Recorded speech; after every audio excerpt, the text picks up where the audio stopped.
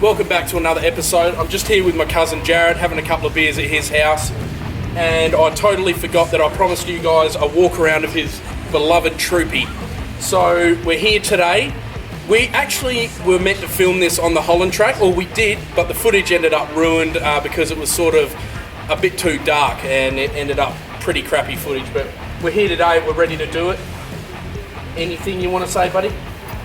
Yeah, guys, so Vic's, my missus Vicky, she's pregnant now, so Congratulations, cheers. looking forward to that, but unfortunately the Troopy's not going to be practical for us anymore. You know, run the idea I feel like he's tearing up, because I know I would. Yeah, we've run the idea of, you know, seats in the back Yeah. and the rest of it, but yeah, to be honest, it's not going to be practical anymore. We're going to grab a 76 next. Yeah, beautiful. We're going to be in your ball game. Same engine, love it, love it. But you watch, he always out, well, as you can see in this walk around, he doesn't do things in halves, but you'll see he'll outdo me every day. Mine's going to look like a bunky piece of crap compared to his, but I look forward to seeing what you're going to do to it, mate. Yeah, next stage. 100%. So, should be good. So, let's get into it. We'll start at the front. Okay guys, here we are. We're at the front of the car. There's a lot going on. I feel like this is going to take a while because there's so much going on. I mean, you've been building this for a while, haven't you, mate? The car's 6 years now. 6 years. Yeah. And it's just ready to go around Australia and Yeah. ready to go as it is. Yeah.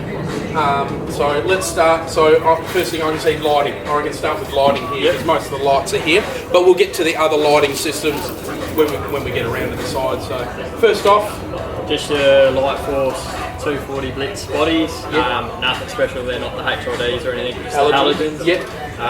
Yeah, something we would have looked at changing down the track. Yep. But yeah, don't do a shitload of offload. Not to driving. Yeah, gotcha. Yeah, haven't really bothered, to be honest. Plus, I think that would throw out a bit of light. Yeah, the light bar throws out a fair bit. Yep. And what is that? What size is that? That's a 42 inch. 42 inch? Yep. Yep. So yeah, good for short distance. Yep. Around tracks and that, you know, so try not to do too much highway stuff at all. Yeah. Only when you need to, I Only guess. when we need to, yeah. Kimberley. Yeah. And I've seen you've got a winch, warm winch. China worn, 10,000 pound. Yep. Have you had to use that much? Used it a few times, yeah. For yourself or to pull? Bit of both. Yeah, bit of both. At least you're honest about it. No, it's handy, definitely. You know, something this size and the weight we carry in it. Yeah, of course. Yeah, feel a bit more comfortable with having that on. You know, at least you know you're going to get out of wherever you are if you're on your own.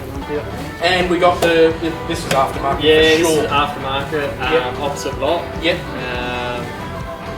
Yeah. LEDs. These are right. Yeah, they're LEDs. Yeah, you still got the spots for the fog lights. Yeah. All right. I reckon we should show the engine bay next day.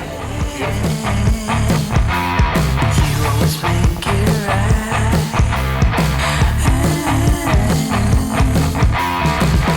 Alright guys, yeah, nothing real special under the hood. None of your high performance intercoolers or anything like that. But yeah, running K&N filter in here. Had all the a few of the relays set up along here, and your fuse box for a few of the accessories. Main one there would be your performance chip. That was done by Turbo Tech on Great Eastern Highway. So they dyno tune that specifically for the vehicle. Alright, so this side we got the dual battery set up.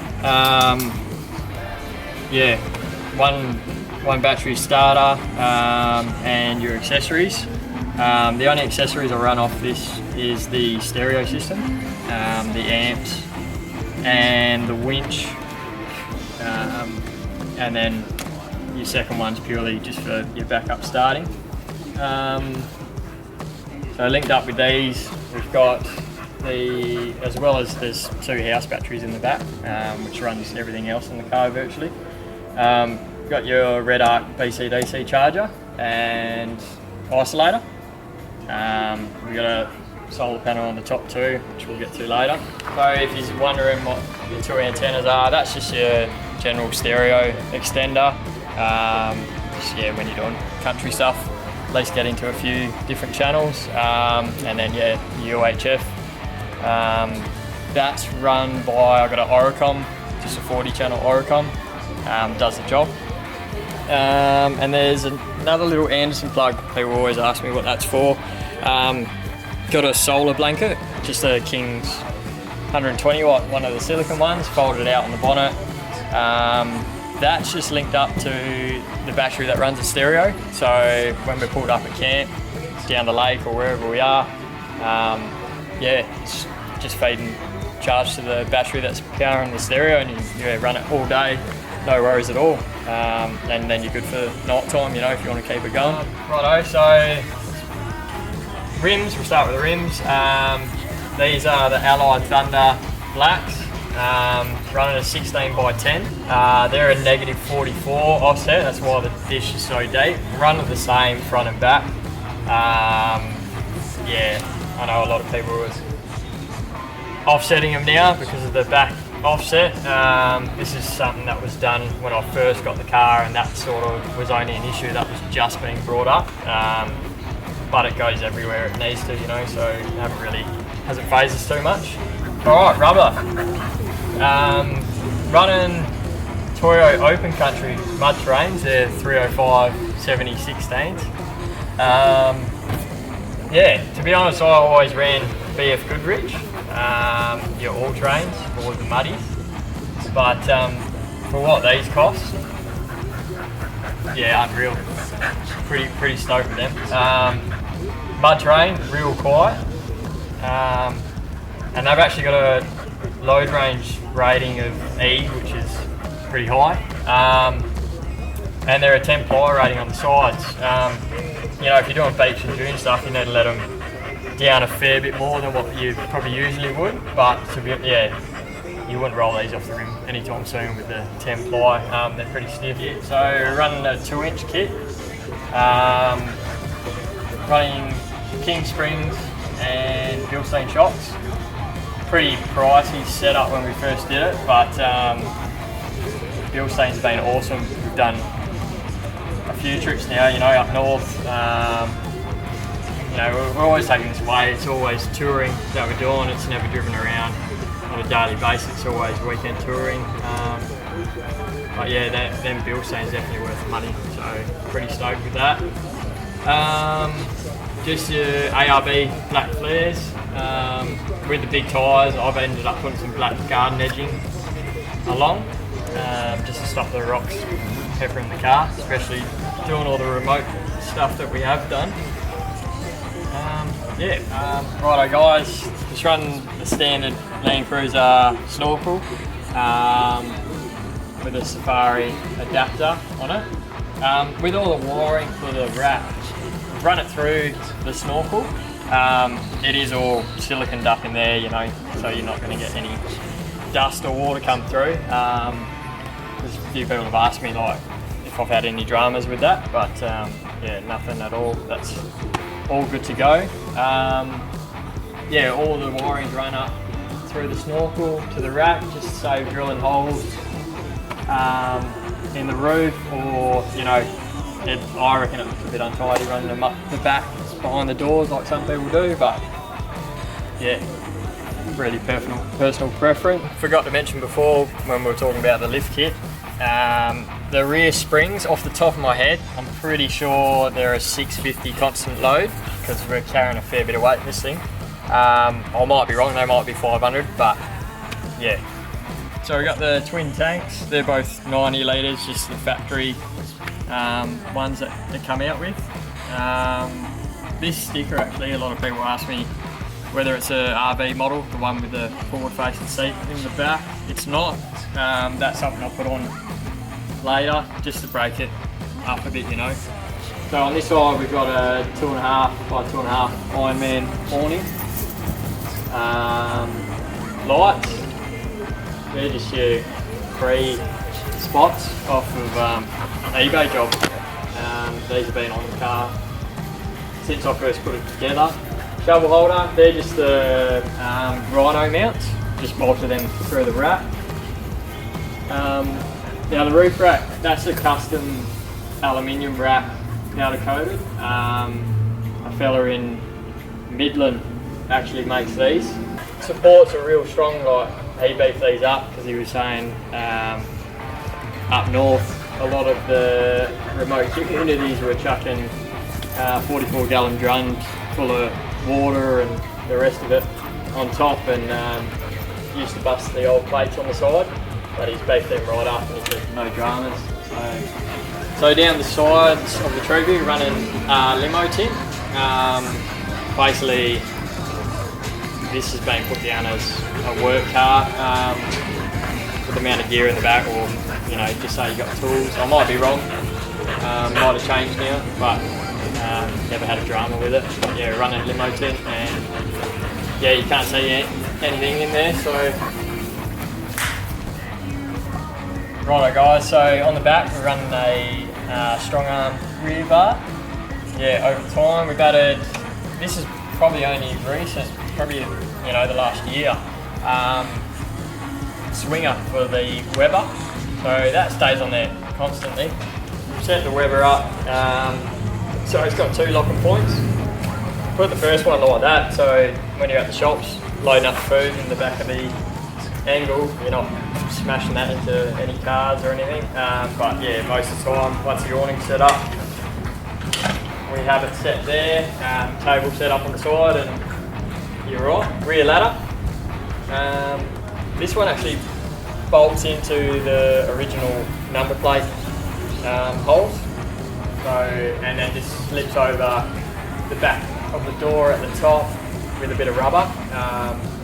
So no bolts going through the door up there at all. Yeah, it's actually pretty neat setup. So this side,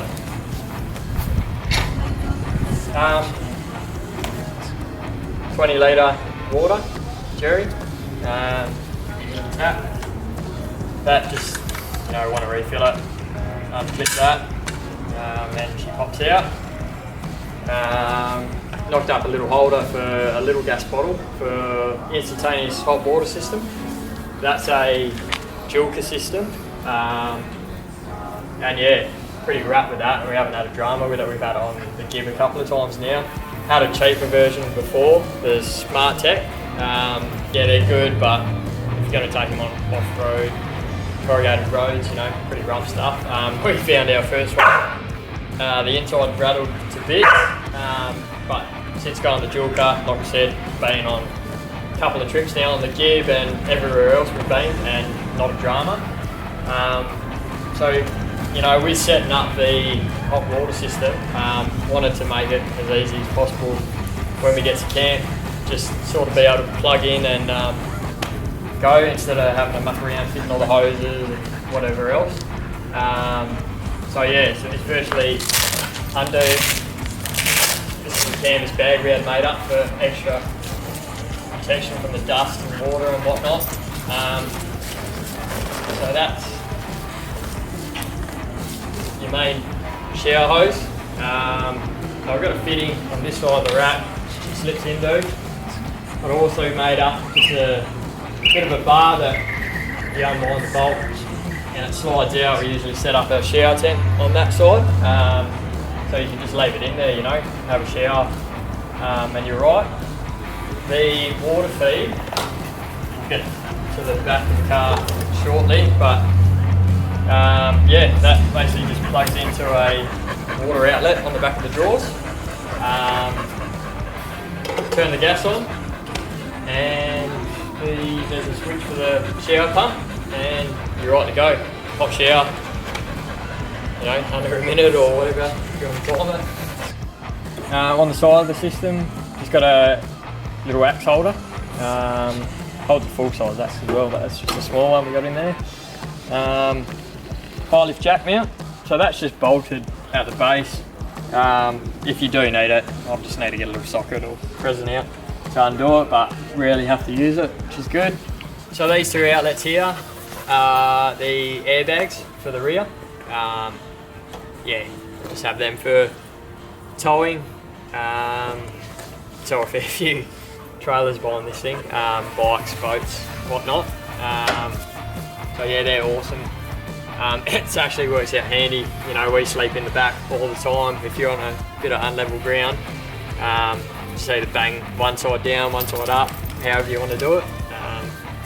Works pretty good. I'm just running a 3-inch stainless Manta system. Obviously, yeah, with the chip, and I'll show you after. I've got a throttle controller as well with that setup. And all of that was set up through TurboSet.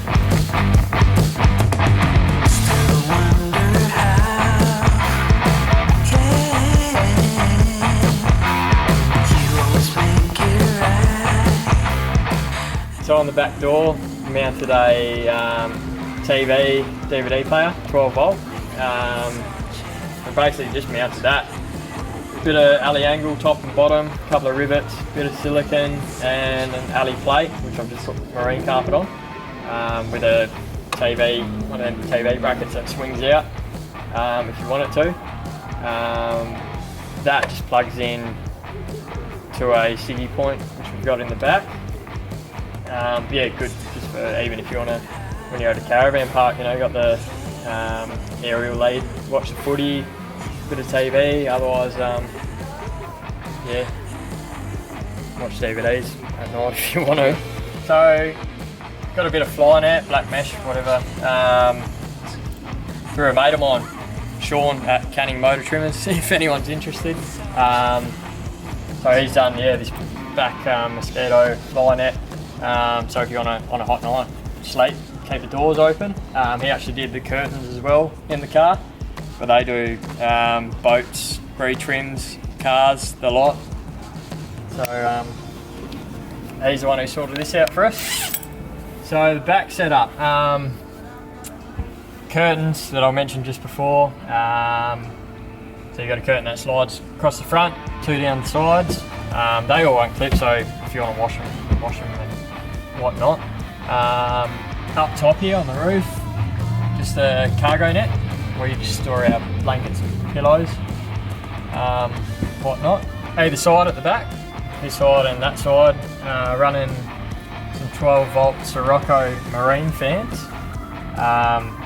Draw bugger all power and super quiet. They're awesome. So on a hot night, yeah, definitely recommend them. The drawers, I custom made these myself. So yeah, you got. But you're a chippy. Yeah, try to be.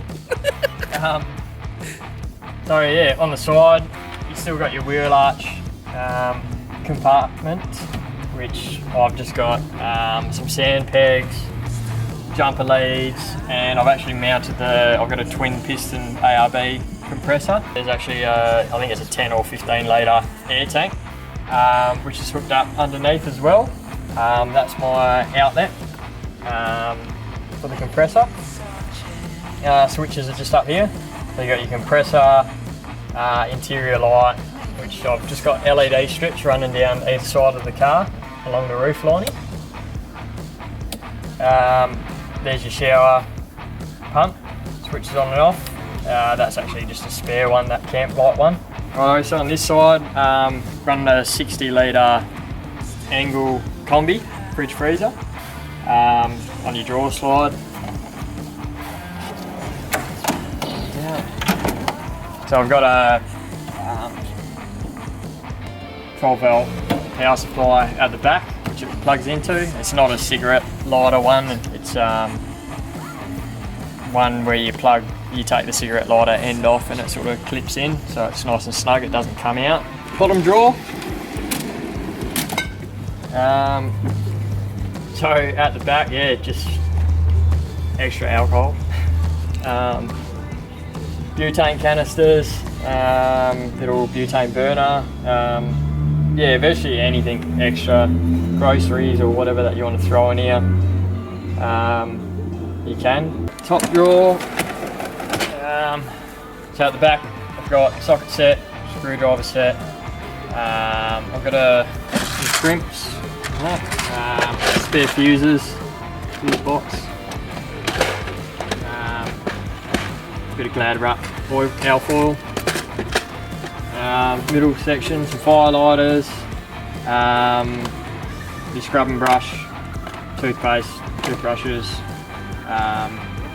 spare batteries for, that's just a battery operated light and little TV remote. Front section, that there, haven't really had to use, just a bit of heat shrink. Yeah, another Anderson plug. Cutting board, and then that's pretty well just like your setup at home. In your drawers for like your forks, knives, spoons, barbie cooking gear, rubbish bags. Yeah. On this panel we got the Red Arc solar display panel, monitor, whatever you want to call it. Basically at the front, behind the passenger seat, in front of the wheel arch, running 2 house batteries, which run compressor, both fridges, all the camp lights, pretty well most of the car, apart from the winch and starting and stereo.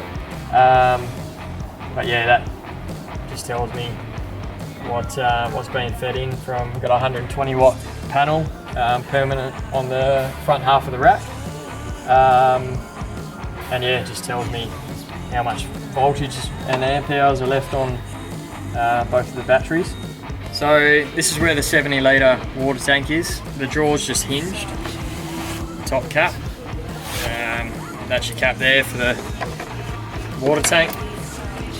Just fill it up from there with a garden hose. Actually, the hose that runs through to that back outlet, I've put a little valve or tap, whatever you want to call it as well, just to stop any water leaking at all on there. The other storage compartment behind the fridge, which we spoke about.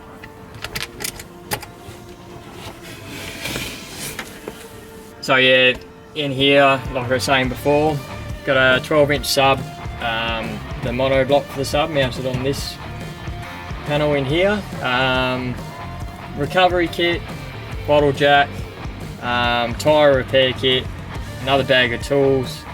But yeah, there's still a heap of room in here if you really want to put anything else. So on this side, we've got the turbo timer. Also got a aftermarket cruise control setup. This was actually on the car when I bought it as well. Got a Red Arc brake toe system. Down the side here, there's actually the throttle booster controller. It's actually tucked in behind this panel, but it comes out easy enough. You can adjust it whenever you want. Just takes a lag out of that initial sort of takeoff. Up top, got the front spotties, the LED light bar, the rear work light, and there's actually another light bar that I used to run on top of the bull bar. So there's an outlet for that as well. So there are all your switches. The Oricom UHF we spoke about before. Up top, just run your tyre deflators, any other extra little bits and pieces, just to get them out of the way. So we did the XR6 seat conversion with the Hurricane adapters. Yeah, after doing the first trip up the Kimberleys with the original seats, definitely recommend these. Heap better. They sort of tuck in nice and tight, which is good, and heap comfier. So pretty rad to do that conversion, especially for what you can pick the seats up for, and then the brackets aren't really too expensive, so a lot better than having to spend a shitload of coin to go like the Stratos seats or whatever. So the centre console fridge, this is a Bushman. I think it's a 15 litre roadie they call it. Yeah, it's got a metal case, virtually exactly like your Angle, Aussie made as well. Goes up to -18 as well, so you can use it as a freezer. But yeah, this is awesome.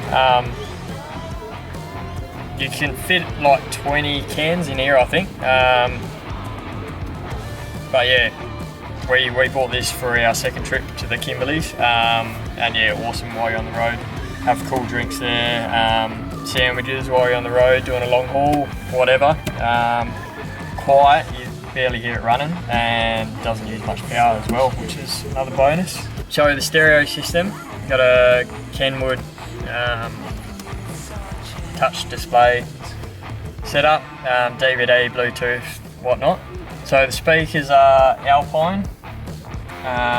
So you got 6 inches in the front door with the tweeters, another set of 6 inches midway in the car, and then your 6x9s at the rear.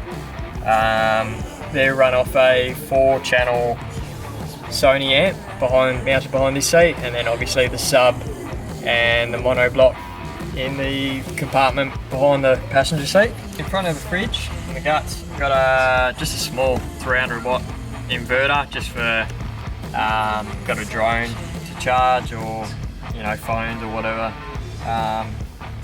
little devices you want to do if it hasn't got a USB point. So with the emergency start, you shouldn't really have a problem starting it at all with it going off both of the batteries under the hood. But the emergency start has actually been linked up to all 4 batteries, so your 2 house batteries and the 2 under your bonnet. If for some reason both the batteries under the hood or one of them has shit itself, or you shouldn't really ever have a problem, but if there was to be one, push the emergency start and it'll link all 4 batteries just to get you started up. Well guys, I'll tell you what, going through this car, I didn't realise how much time we needed to allow for this. We almost needed a script for this, and that's not even bullshit, is it? There's a lot. There's a lot of features in this car. But there was a question I did have. How long off of those 4 batteries and the solar panel and the flexi blanket, how long can you post up for, dude? Like camping. I want to know that. So I might buy it. I don't know. No. So if the roof rack solar panel, has a bit of sun, I mean, I can leave the stereo running especially with the solar blanket and everything, which top. will chew it up. And with the solar blanket, stereo running all day, or you can leave all your camp lights on, have a shower, Fridge is running. both fridges running, the TV and the fans on at night. Like me and Vic have, posted up for 4 days, and I haven't had to start the car. As long as that panel's got a bit of sun to it, you're pretty well right. After 4 days, any bloke would start it up, and would start it up at least, or at least check the battery. You probably haven't even checked. That's amazing. I do like to try and start it up just so you don't drain it right down. No, of course. As a tester, that was a good test for us. 4 days, that's beautiful. Running everything, but if you wanted to go minimal and not run the stereo, not run the lights, you could go forever. It would be, wouldn't it? 100%. Yeah. I mean, his Jarrad's blanket, the solar blanket, that ran my car for a good bloody third of the Holland track, didn't it, mate? When my famous 76 alternator stuffed itself. She cleared up though, mate. And you've got to watch that too. Another thing I wanted to ask Jarrad, how many kilometres on this thing?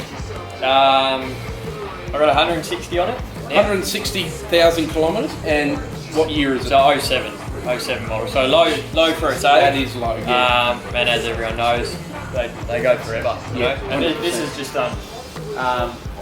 weekend touring, and obviously our big trips, because you got a work truck. So everything's been long hauls in it. Each time we went up north was 15,000k trip each time. So it's all highway Ks. Now, still low. I mean, as you can see, guys, he looks after it. He looks after his stuff, and all I've known from you is that you look after your stuff. But I'll tell you what, look at this video as like a walk around or a bloody advertisement. I don't care. Buy this bloody thing. I'll tell you.